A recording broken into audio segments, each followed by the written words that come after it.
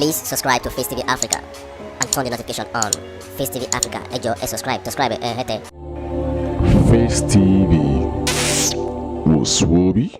Every word with including tori wey be say big one dey come out from our Olori, the Olori of Oni of Ife, Shilekunla Naomi, the mother of Shilekunla Naomi. E don dey yarn tori now for a particular program wey we call Navigate with FFA.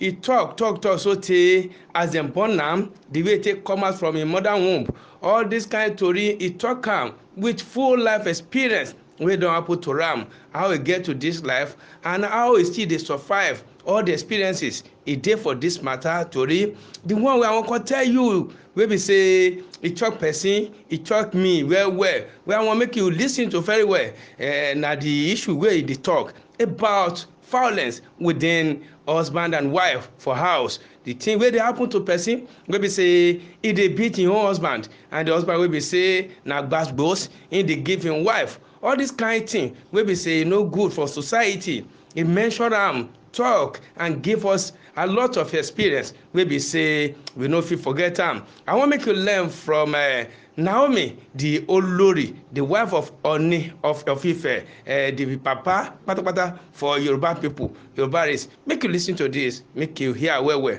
Questions that I don't want to read out, but I just want to summarize because some of them are talking about your marriage and I don't want to go into that. Navigate is about that, even though I don't want to ignore them. But can you just say what should I say if I'm being abused, even if it's not physical? You see, sometimes, as human beings, we can tell ourselves the truth. You cannot judge your relationship or what you are going through. Are you sure you are experiencing abuse? Then if you are experiencing abuse, I don't see reasons why you should die being abused. I need to be very factual about this. I need to tell you this because you know why? You carry a destiny first. Before you got into the relationship, see, your boss may be abusing, your boss may be he may be very, very narcissistic in nature. Why must you keep working there? If you trust God to give you another good paid employment, because at the end of the day, you will get nowhere. In Yoruba, we say, it's not possible. Every time, that's the meaning of abuse, you try to raise your head. The harvester will bring your head down. So do you want to stay? And when it gets to the peak of it, you will know. See, sometimes what we call abuse could be challenges. But you know when you are being abused, you are going to know. You'll be losing yourself. You will know this is not you anymore. Your light will be going dim gradually. People around you will notice. You will know by yourself that, okay, sometimes you try to talk to your partner and work things out. But if it's not working, my dear brother and sister, let me explain to you in this way. If it gets too much, it ends in murder, like in the case of Moses. Because you will deal with it in a very angry and bitter way. Before you become bitter, walk away. And the Lord will walk with you. Before it gets to the point that anger will surge from within. Do you know how long the children of Israel has been in Egypt? Sometimes your abuser might be your helper.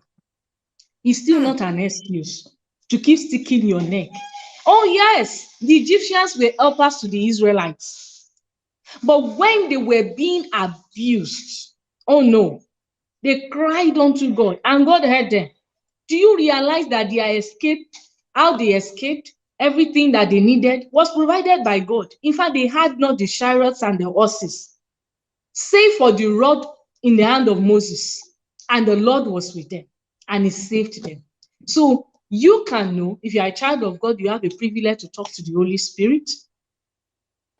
You need to sit in front of the mirror and ask yourself, am I just throwing tantrums? Am I just being a child?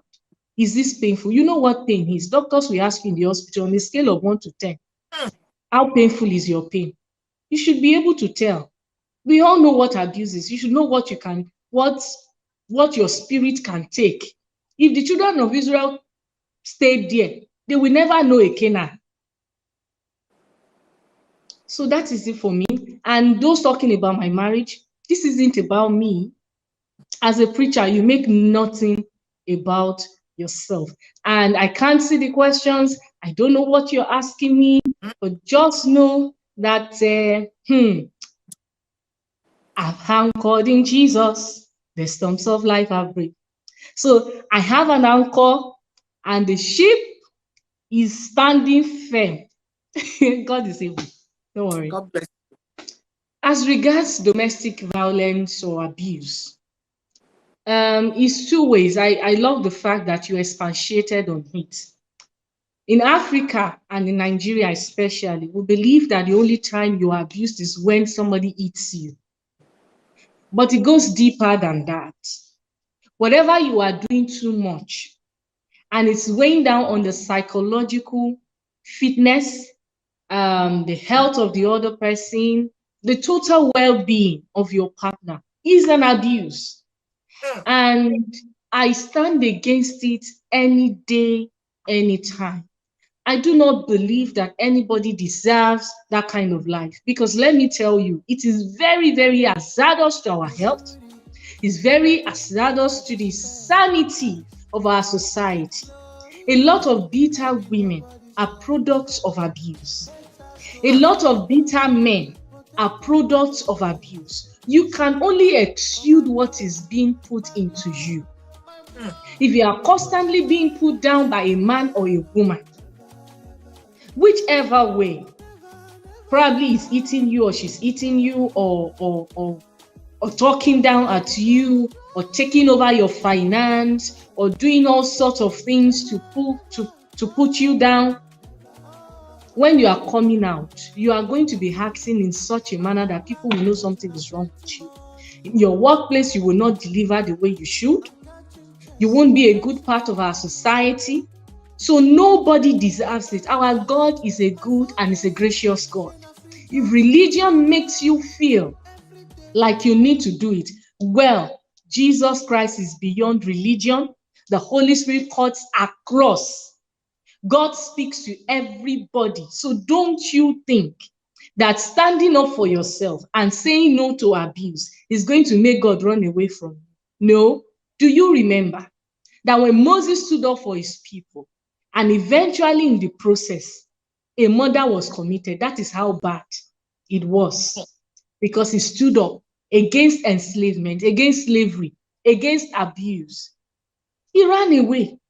And I'm sure he was running away from everything and God himself. But God was following him quietly. As he was running into exile, God was following him. So I need you to know that God is with you. Come rain, sunshine. Don't you let anybody hold you down and say because you said no more, God is no longer with you.